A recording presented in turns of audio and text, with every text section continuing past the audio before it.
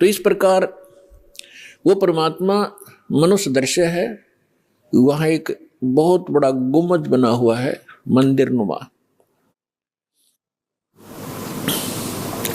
उसके सेंटर में परमात्मा का तख्त है, सिंहासन है, सिर पर छत्र है। जैसे आप इस दास के ऊपर ये आर्टिफिशियल बना रखा है, भक्तों ने ये देख रहे हो। और परमात्मा का वहाँ प्रकाश जो पूरे शरीर का बहुत ज्यादा है। उस परमात्मा के एक रोम माने बाल, एक रोम कहो या रोमकूप कहो, क्योंकि शरीर से ही, उनकी बॉडी से ही प्रकाश निकल रहा है, झलक रहा है, उसी से उसके रोम यानी बाल प्रकाशित हो रहे हैं। करोड़ सूर्य मिला दे, करोड़ चंद्रमा, तो भी एक रोम यानी बाल का प्रकाश ज्यादा होगा। तो इतना तेज है उस परमेश्वर का। वहां पृथ्वी है सतलोक, जैसे धरती आप देख रहे हो ये ऐसी, वो केवल व्हाइट कलर की है। जैसे आप बालू रेत देखते हैं तो वहां वो पृथ्वी का कैसा रंग है, और उस पर वर्षा हो जाती है, वो सेट हो जाता है तो भी कलर वैसा ही रहता है। तो ऐसा उस सतलोक का भी प्रकाश है, वो भी सौ प्रकाशित है। जैसे हीरा प्रकाशित होता है, हीरे में अपने आप चमक होती है, मोती में चमक होता है, इस प्रकार वो पृथ्वी है। वहां सदाबहार वृक्ष हैं, सदाबहार ये सभी काजू, किशमिश, मेवे, सेब, संतरे, सभी फल फ्रूट वहां सदाबहार रहते हैं, वहां कभी अकाल नहीं होता। ये तो है वहां की सतलोक की डेफिनेशन। और परमात्मा कैसे हैं ये आपको दास बता ही रहा है कि मनुष्य दृश्य है, और वहां सृष्टि है ऐसी ही।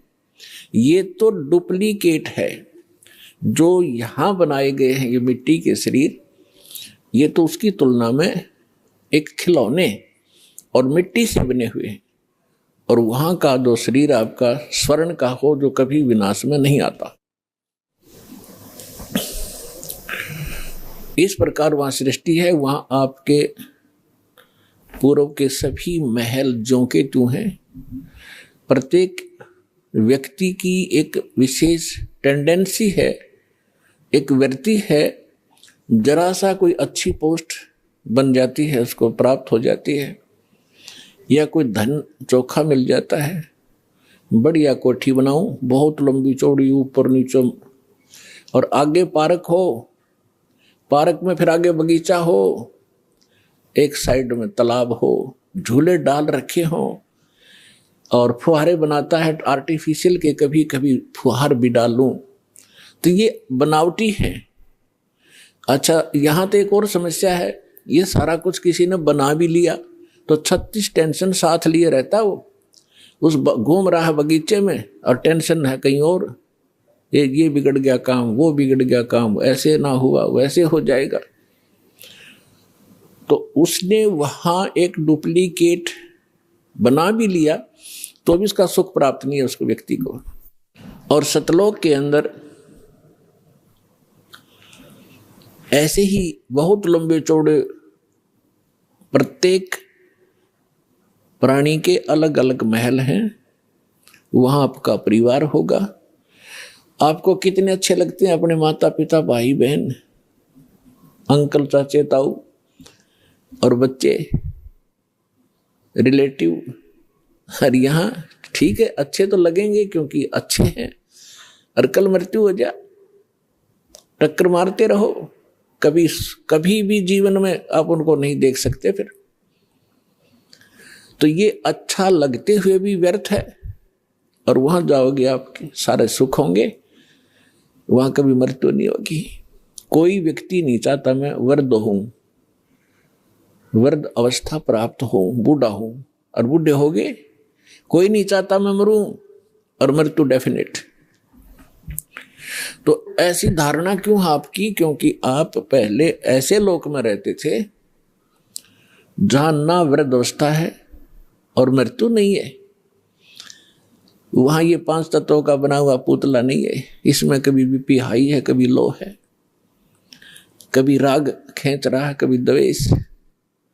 राग द्वेष वहां होता है जहां समानता नहीं होती, और वहां समानता है एक परमात्मा को छोड़कर। सबके एक जैसे बॉडी हैं, एक जैसा सबके महल हैं, एक जैसा खान पान है, कोई उसमें अंतर नहीं और कोई अभाव नहीं किसी वस्तु का। तो राग द्वेष और इस तरह के जो रोग होते हैं ये किसी त्रुटि के कारण होते हैं। तो आप जी उस स्थान को छोड़कर गलती से यहां आ चुके हो और यहां आपका कोई ठिकाना नहीं। जिन महापुरुषों को परमात्मा मिले उन्होंने बताया है,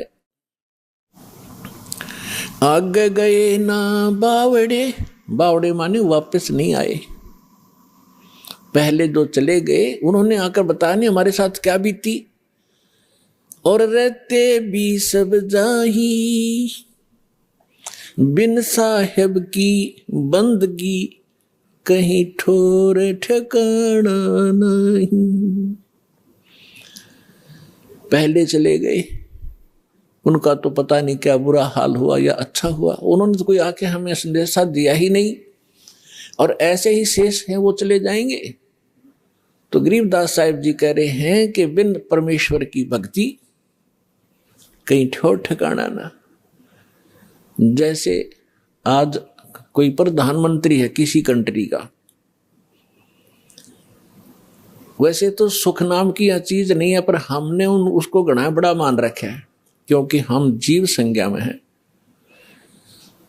और कल वो प्रधानमंत्री सतभक्ति नहीं करता है और मृत्यु को प्राप्त हो जाता है, तो कहां गया वो सुख? आगे क्या होगा इन बच्चों को पता नहीं जो खिलौनों से खेल रहे हैं।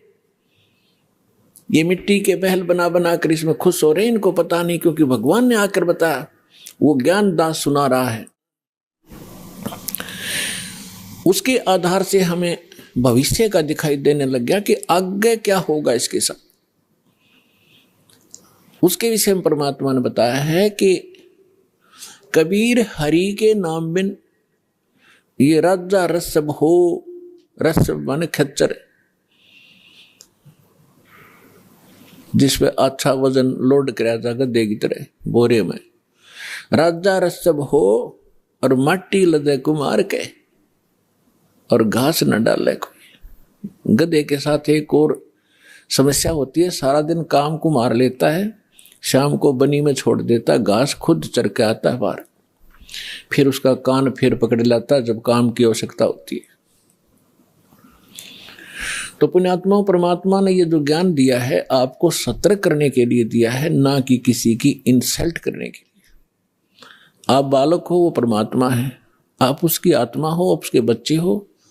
अपने बच्चों को समझाने के लिए परमात्मा ने ना जाने कितने छल छिद्र करने पड़ते हैं, किस प्रकार के ज्ञान आपको सुनाने पड़ते हैं, क्योंकि आपने काल की भांग पी रखी है।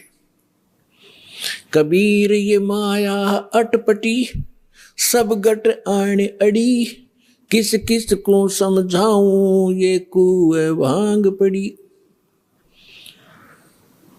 जैसे कोई शराब के ठेके पर आपने देखा हो कभी, चाहे 20 आदमी घूटी ला कर आ रहे हो सामने, सबकी एक जैसी भाषा, एक जैसी चाल, एक जैसी बोली रहेगी। तो हमने इस काल की इस त्रिगुणमयी माया की भांग पी रखी है। यहाँ के इन तीनों गुणों के दबाव से हम जो जो कार्य यहाँ चाहते हैं करते हैं, यह भांग है। और सभी एक जैसी वृत्ति होगी, क्योंकि सबने एक का कुएं की भांग पी रखी है। वो ज्ञान सुनने को मिला ही नहीं आपको। अब ये ज्ञान मिला है जो इस भांग को उतारेगा, ये एंटीबायोटिक है, और ये ज्ञान सतगुरु ही दे सकता है। और सतगुरु परमात्मा ही होता है। 600 वर्ष पहले परमात्मा स्वयं आए थे, वो सतगुरु भी थे, परमात्मा तो वो थे ही थे।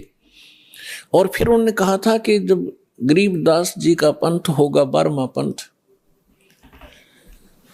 उसमें काल अपना जाल जरूर फैलाओगा, लेकिन 12वें पंथ में परमात्मा ने कहा था हम फिर आएंगे। अब परमात्मा नहीं आए तो दास बेच दिया अपना, वही पावर वही ज्ञान दास के अंतःकरण में फीड कर दिया, जो दास आपको आज वर्षा कर रहा है उस अमृत ज्ञान की।